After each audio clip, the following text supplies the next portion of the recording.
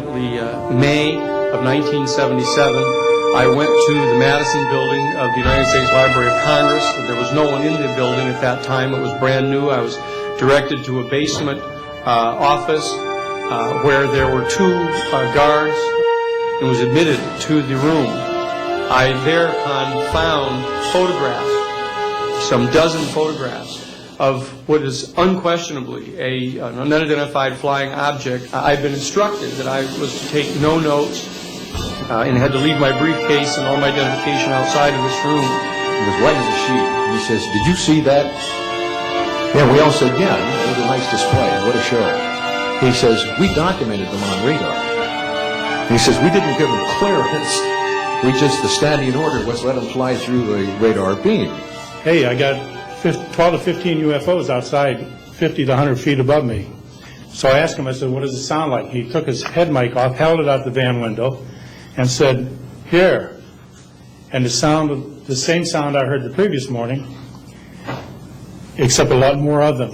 This is more about a human rights issue than just a UFO issue. 20 years ago, this room would be empty. I see a churn in history.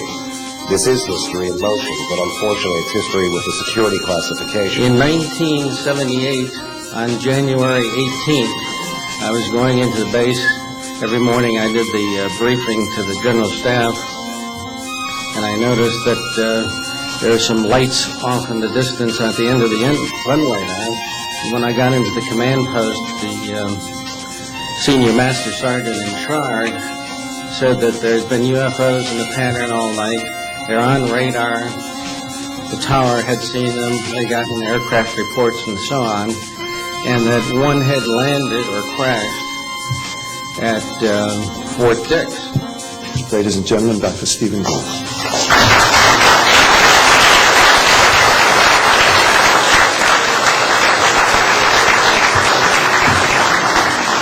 Thank you very much, John.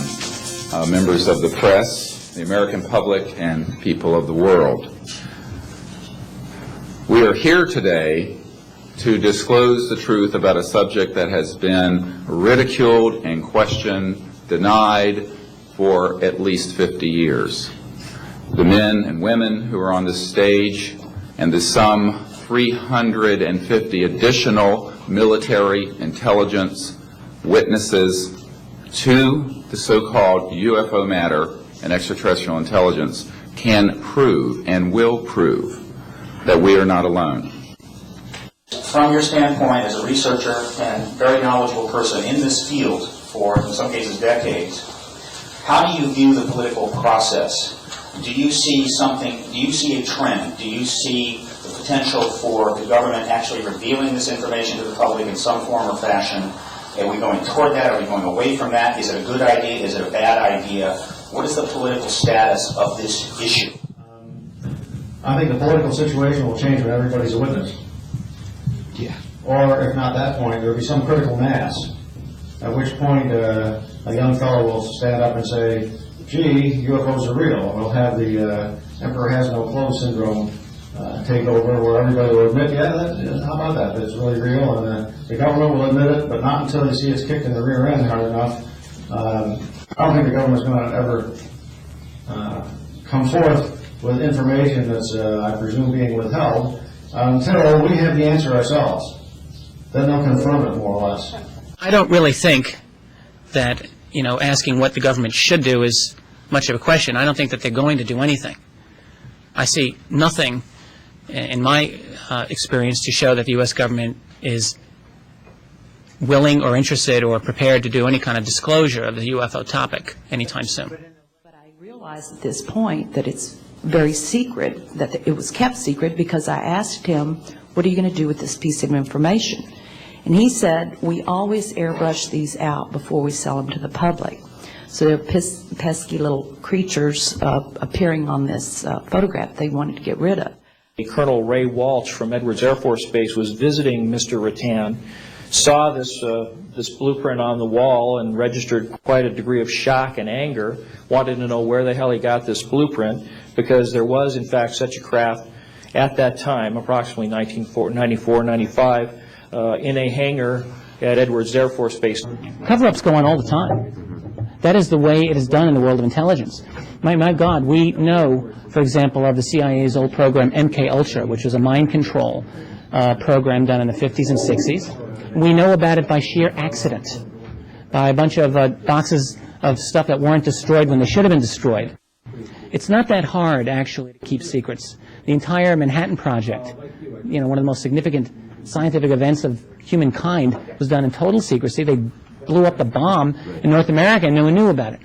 I don't feel that this can be covered up indefinitely. I'm convinced of that. And certainly, according to Senator Barry Goldwater, if you go back to 1975, when he was chairman of the Senate Intelligence Committee, he said there was a plan to release some of this material in the near future. And material certainly has been released on a regular basis. We don't have the crown jewels yet, but material is being released. Good morning, ladies and gentlemen, and members of the press. My name is Larry Warren.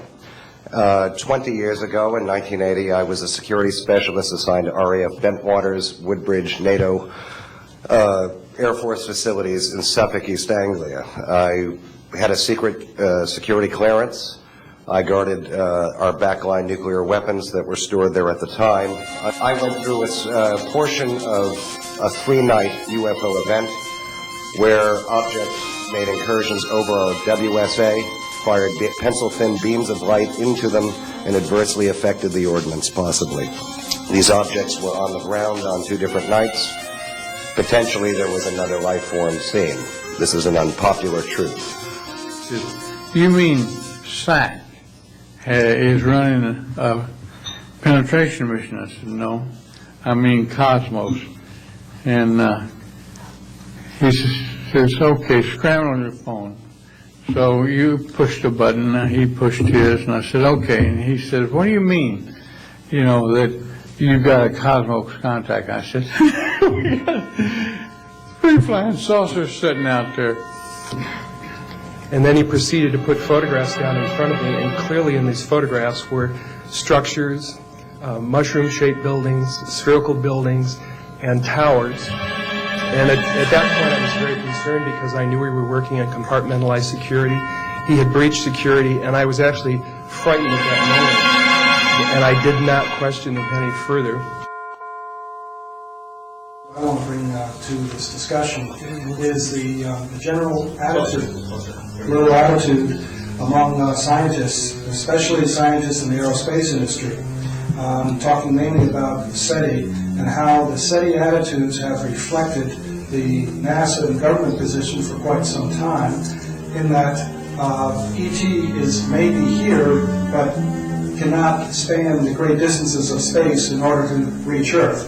And this general view was more of a protectionist viewpoint for a paranoid public that might be concerned about invasion, because our own track record of conquest from various nations is that a new visitor coming from another country was not necessarily benign. And this viewpoint, even though it has persisted for quite some time, had to go about a change, an evolution, as we became more capable of sending robotic probes out into space. It became more and more apparent that this would be the method that ET would use first in order to explore the universe. There were scientists and astronomers insisting that our solar system may be absolutely unique in the universe, which is a wild idea in itself, of hubris, I think. And now, of course, we have over 100 new planets that have been discovered, which suggest that planetary systems like our own are extremely prevalent, which raises the possibility of intelligent life enormously. And so, in a strange way, the people who practice debunkery amongst the scientists are finding that science itself is supporting us rather than doing the opposite.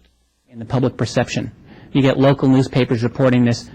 Everyone has to reinvent the wheel over and over again. I think people are not always aware that you're talking about not merely a national phenomenon, but a global phenomenon. The media, by reporting this phenomenon in a rational, ridiculing way, can make a very big difference. The media You know, it's a lot of people will say, well, is there a conspiracy within the media to lock up UFO information? I would say the answer kind of is yes and no. I would say that on-the-beat journalists are not in the CIA's pocket, but I would say that if you study the media coverage of this phenomenon, that there appear to be media choke points. By sending not astronauts out into space, but robotic probes that would send back information on prospective life forms or whatever their interests might be. And as NASA became more capable of sending these probes out into space and studying different planets, their willingness to view ET as being equally capable came into play. And a recent poll or survey was done among SETI members, and of those who did respond, surprisingly, a large number of them, significant number, now feel that long-distance searches for ET using very expensive equipment over long periods of time is ineffectual, and that we should instead turn towards short-term projects that are much less expensive, looking for near-Earth visiting ET probes. We're not going to be able to prove it to somebody who doesn't want it proved to them, but we certainly can demand that there be an investigation. That's the bottom rung. Is the fact that the UN has been diminished in stature over the last 25 years, it has not gotten the kind of support, particularly from the United States, and has kind of been shoved out of the decision-making and intermediary role that it could have held, has that harmed the ability of the planet in general to address an issue of this magnitude? This is a subject I know well because even having been family member, my father himself worked for the UN many years ago, and my sister works currently with the UN, so I know that institution quite well. But they cannot do anything. It has to be brought forth by a member country, the UN by itself. Now, it is important to note that at the Grenada hearings, there was a decision passed, 42-1, I forgot the exact number. It's in one of the appendices of the UFO briefing document that was sponsored by Rockefeller. There is a section there. The fact is, though, that there have always been statements by other governments, often of a pro-UFO nature. Gosh, almost 30 years ago, there was a statement by a former French Minister of Defense who talked about this in a very, very positive way. South American governments, the same. This is nothing new. The U.S. government is in a position where it's more than first among equals, and I think is in a very good position to ignore anything that doesn't approach a crisis level and kind of hope that goes away. For the peaceful uses of outer space, that is an official committee at the UN that deals with outer space issues. And so that decision is still technically in the books. Now, it doesn't have any, let's say, power, but at least from the bureaucratic point of view, you don't have to start from zero. You can start from, because that was passed, that decision was passed. Morning, ladies and gentlemen. My name's Clifford Stone. I was Sergeant First Class, United States Army. I had a secret clearance with nuclear surety. I could get the clearance that I needed to do whatever it was that was necessary for me to do at the time on special operations when I was called in on those. What I'm referring to here is that I was involved in situations where we actually did recoveries of crashed saucers, for lack of a better term, debris thereof. There were bodies that were involved with some of these crashes, also some were alive. While we were doing all this, we were telling the American public there was nothing to it. We were telling the world there was nothing to it. We have lost control of these projects from a constitutional law perspective because the infrastructure within military intelligence and corporate channels is so well funded and so complex and labyrinthine that there are compartments within compartments within compartments. Good morning. My name is Carol Rosen. In 1974, after being a sixth grade school teacher, I was introduced to the late Dr. Werner von Braun in the U.S., the father of rocketry. In my first meeting with him, during that first 3.5 hours, he said to me, "Carol, you will stop the weaponization of space." I'm a retired intelligence officer and flyer with almost 5,000 hours, and I didn't believe in UFOs until London Control called us in the winter of 1962 and asked us, would we chase one? And we said, sure. So we let down from 30,000 feet to 1,000 feet where the UFO was hovering, and we went into a steep dive and actually exceeded the red line of the aircraft.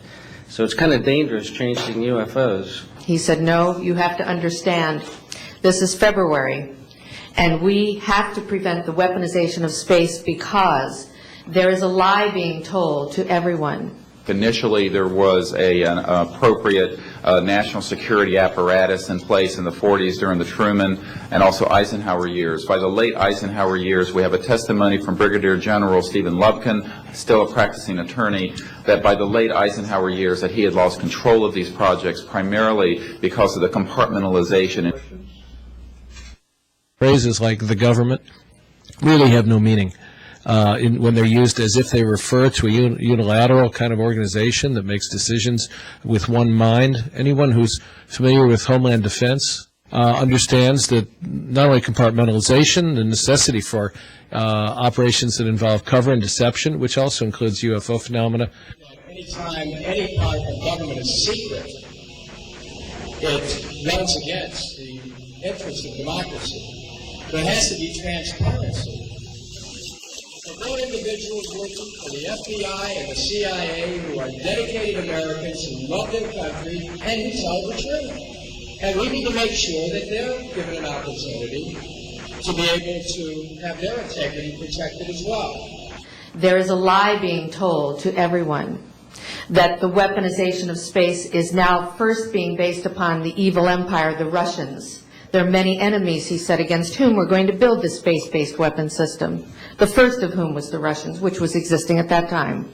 Then there would be terrorists. And people who are in the Congress who make inquiries, and in fact, President Clinton, when he made inquiries, were simply denied access, as you heard earlier that President Carter was denied access. Representative Stephen Schiff, who took this issue on properly, appropriately. He has a distinguished military career, very fine gentleman. I think he was about 51 years old. He went public with his dissatisfaction with the way he was responded to. He went on the Larry King show. My feeling is that what we're dealing with is a problem of science, yes, but we're also dealing with a problem that concerns national security. And that is the bottom line. Scientific understanding of this topic is important, but it will never, ever be divorced from the relevance of this topic from a national security point of view. Because most scientists feel the subject, of course, is absolute nonsense. And the question is, how do we deal with that? And the answer is that there's an awful lot of scientists who don't think it's absolute nonsense. It's very clear to me that what we call psychological operations or propaganda or public relations, depending on your job, are really the cornerstone of the kind of war that's being waged globally right now. It has been for some time. Understanding of those dynamics is, I think, important to understanding UFO phenomena in its complexity and its many aggregate dimensions. Then there would be third world countries. Now we call them rogue nations or nations of concern. Then there would be asteroids. And then he would repeat to me over and over. And the last card, the last card, the last card would be the extraterrestrial threat.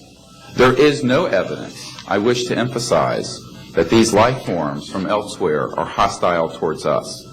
But there is a great deal of evidence that they are concerned with our hostility. And leaks about UFOs have occurred with regularity for over 50 years. So the issue is not can you slam the lid down 100%, because that is impossible. But the issue is when leaks occur, how do you deal with that information? How do you basically disable it or neutralize it as anything effective? And this is what Mitchell said, and this is what I agree with, which is that it is indeed possible to discredit just enough or sow the seed of doubt in the public's mind. You may know the truth, I may know the truth. How much is it going to matter? I worked in the code room at the Naval Communications Station in San Francisco. In 1969, I received a priority message from a ship near Alaska that was classified as secret.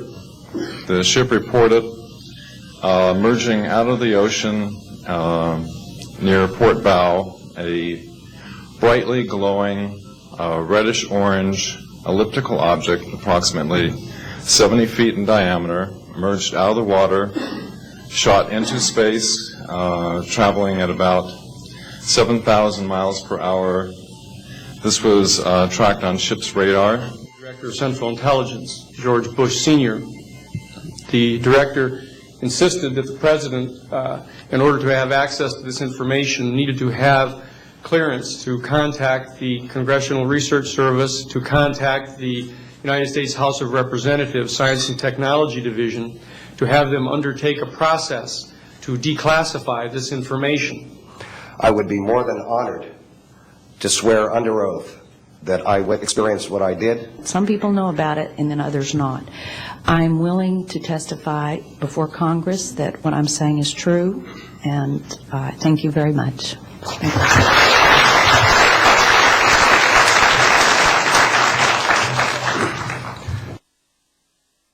That leaves the sort of leaves the burden of proof on us, unless something really amazing happens, like the proverbial landing on the White House lawn or whatever. Back in 1968, there was actually one whole day devoted to UFOs in that was one particular room in the House of Congress. I was right in the middle of the time that the Condon study was going on at the University of Colorado. So for a period of time, you see, this subject, you could talk about it without having a bag over your head, because it was being funded by the government. But even with Congressman Rauch's one-day symposium, that wasn't enough to get any action going. The important thing to realize is that material about UFOs continues to be classified at what amounts to an above top secret level. Top secret means information, the unauthorized disclosure of which can reasonably be expected to cause exceptionally grave damage to the national security. That's top secret. Thousands of people have top secret clearances. Common or garden top secret, it's called. When things get sensitive, they have to be further compartmented. And relatively few people in the United States government and other countries, I know for a fact because I've spoken to people involved, have sufficient access to find out what's going on. The DCI suspected that the president was preparing to reveal this information to the American public. I was contacted by Ms. Marcia Smith, who was the director of the Science and Technology Division of the Congressional Research Service, and instructed to undertake a major investigation of the existence of extraterrestrial intelligence. But the whole situation is, we've set back, we've told the American people that there's no such thing as UFOs. I've been involved where we have recovered these objects we know them to be of extraterrestrials. In 1969, I had an event that happened to me while I was stationed at Fort Lee, Virginia. We went to Indiantown Gap, Pennsylvania. That would be my first exposure to any time that we would be recovering an unidentified flying object. October the 4th, 1967, near midnight, it was a moonless, clear night. Residents of the Shag Harbor area saw a 60-foot craft hover over the harbor for several minutes, tip to a 45-degree angle, and smash the water surface, producing the sound of an explosion and producing a bright flash. Local residents rushed to the scene, and before the light sank, 3 RCMP officers were on the scene, and being witness to what they are, they contacted the Rescue Coordination Center in Halifax, and they called in the Coast Guard, which sent a Coast Guard cutter from the nearby life-saving station at Clark's Harbor. They searched through the night. A report was made to Defence Headquarters in Ottawa, and an extensive underwater naval search was undertaken that involved both Canadian and U.S. forces. I became interested in this topic after perceiving what I now call cultural schizophrenia, that is, official culture and unofficial culture. In official culture, this is a topic that UFOs don't exist, or at best they're kind of a joke. Unofficially, what I was finding was a lot of smart people, a lot of well-educated and seemingly informed people who took this topic quite seriously, who had a lot to say. It struck me as odd, and I thought, well, what's going on here? What can I learn about this? The official search for what crashed into Shag Harbor continued until Monday morning, at which time the Defense Department announced that they had canceled the search. They said there was no results to the search, that they didn't find a trace of anything. However, they did say publicly to the press it was their belief that the Shag Harbor incident was the result of the crash of an unidentified flying object. And that's the amazing thing about it. There's no weather balloon, no cover-up story. They're saying, look, whatever it was something very unusual that smashed the water. We just don't know what it was. That the world is what it is, and we deal with the world as it is. Not as the way we want it to be, or we all wish it could be. You deal with the way it is. And the way it is confounding, and it's confounding. in mid-1965, I was loaned to the Lunar Orbiter Project at NASA on Langley Field. Dr. Colley was in charge of it. I went to the facility, and when I walked into the facility, there were scientists from all over the world. I was stunned, actually, to see people at a NASA project from all over the world. It didn't make any sense to me initially. I was taken into the laboratory where the equipment was malfunctioning. I couldn't repair it in the dark. I asked to have it removed. A airman second class was in the dark room at that time. I was also an airman second class. I was interested in how the whole process functioned, how the data got from the lunar orbiter to the laboratory. I asked the young man if he'd describe the process to me. He did. About 30 minutes into the process, he said to me, in a very distressed way, by the way, we've discovered a base on the backside of the moon. My name is John Callahan. I'm a retired FAA employee. I was the division manager for the Accidents, Evaluation, and Investigation Division in D.C. About 2 years before I retired, I received a call from Alaska region where the region wanted to know what to tell the media. When I questioned, tell the media what, he says about the UFO, and it went downhill from there. What UFO? Briefed the administrator, Admiral Ingen, on what happened. He wanted a 5-minute briefing. The next day, he set up a meeting for me to give a dog and pony show to President Reagan's scientific staff and whoever they brought over, and to hand off all that data to them. It's certainly a topic that is extremely important, that has been, I think, ignored far more than it ought to be by the national media. Like Mr. Dolan, I have tended to specialize in military intelligence matters and national security as they pertain to the UFO situation. And my first book, Above Top Secret, I suppose is the best known in the United States.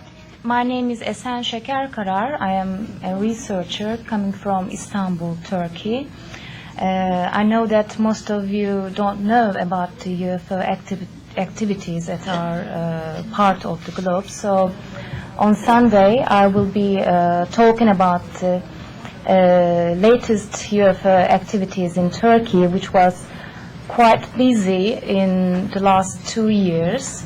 I'm Jeff Sinio, and one of my rules is in ufology, keep your day job. So by day, I'm a software and hardware engineer. I work for a major printing plant. And some of the rest of the time, I am the MUFON staff photo analyst, so photos and videos of anomalous objects usually work their way to me. My experience all began on September 19, 1961, when my husband and I were taken on board a UFO and given a physical exams in the White Mountains of New Hampshire. And then for many years, I worked with the United States government. Evaluating the evidence, looking for what's right, what's wrong, what corresponds to witness testimony, what doesn't add up, and to show how some of those techniques are used. Using, of course, a whole bunch of cases that have been on TV that are more interesting, both from in the U.S. and from around the world. The Air Force, as most of you know, was formed in 1947. OSI, as a central investigative agency for the Air Force, was formed, I think, in 1948. So everything was relatively new. Needless to say, starting in 47, UFOs were rather new. The Air Force Intelligence, or Air Technical Intelligence Center was at Wright-Patterson Air Force Base, and I had my office in a building adjacent to it. And our organization was the worldwide investigative agency for the Air Force for any unidentified flying objects. This lasted for about 2 years. The project name was known as Project Grudge. It was a predecessor to a project known as Blue Book. During the review as an analyst of these various documentary reports, if you will, or documents, I became clearly convinced that there was substance to what was being reported, in that we had ground visual, ground radar, airborne visual, and airborne radar confirmation of some of these sightings.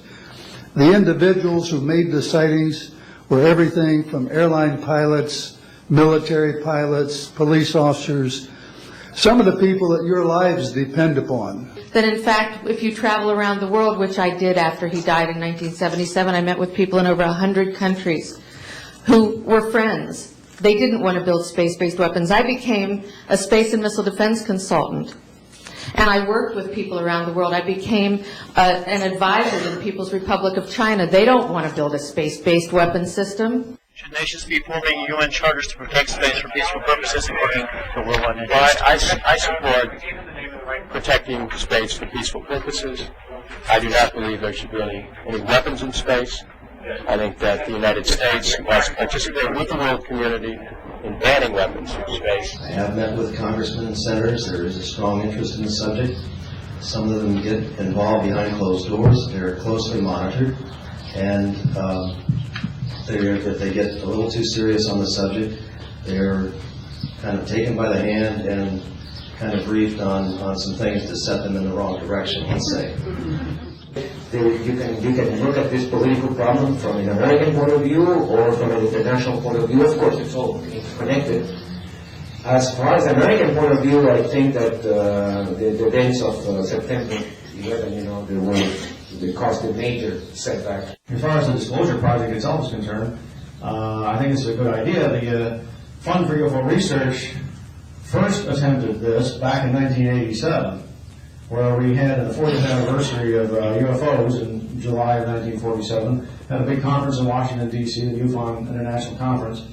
And coincident with that, Fred Whiting, who was working on the Hill at the time, set up, worked with a number of administrative assistants of congressmen and senators, and set up a briefing for whoever wanted to attend, basically.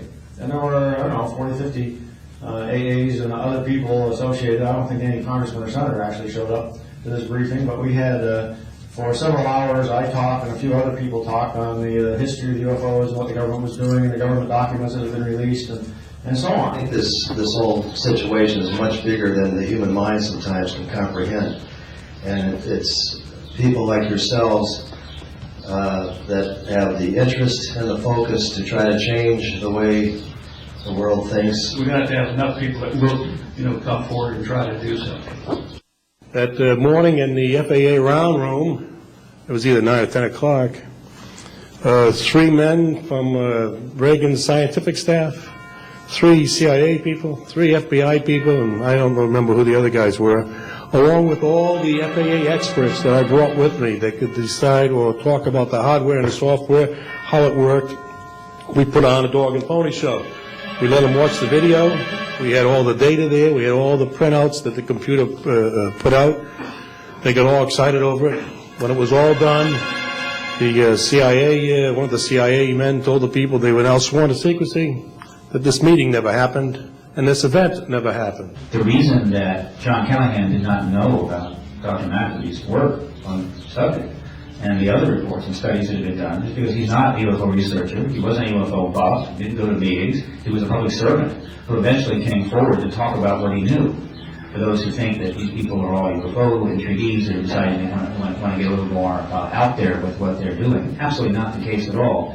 Now, I think it's fully appropriate to hear from a gentleman who was one of the witnesses at the May 9th press conference and speaking from that very important position that is now represented by 200 or 300 former members of the government, get his view on this. Commander-in-Chief. Well, I'll have to go back a few years. The first time that I was asked to go before Congress was by Admiral Forney, who was the Navy's missile chief, retired, and of course that fell through. Then the next one that contacted me was Major Kehoe. He was trying to get before Congress. Then later on in '73, they had Admiral Healingcutter, Vice Admiral Healingcutter, who was the ex-director of the CIA, and evidently the Air Force had talked him out of taking a group forward. At that period of time, I wouldn't have come forward for anything, really, because I was still in the military and a lot of doubtful things in my mind.